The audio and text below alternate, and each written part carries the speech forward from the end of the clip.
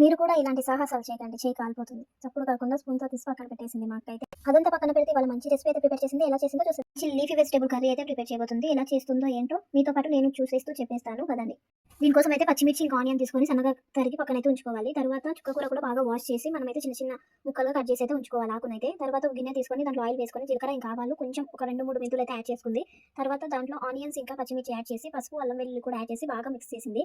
కొంచెం మగ్గిన తర్వాత దీంట్లో అయితే బాగా మంచిగా వాష్ చేసుకొని తరిగి పెట్టుకున్న చుక్కకూర అయితే యాడ్ చేసుకుంది.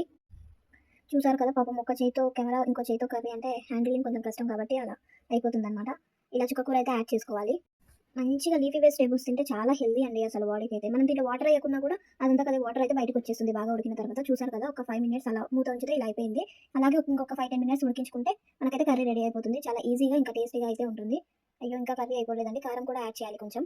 మనం అంత చెఫ్స్ కాదు కాబట్టి మనకు అంత రాదనమాట. తర్వాత కొంచెం ఉప్పు, గరం మసాలా యాడ్ చేసి ఒక 5 నిమిషాలు మళ్ళీ మగ్గించండి.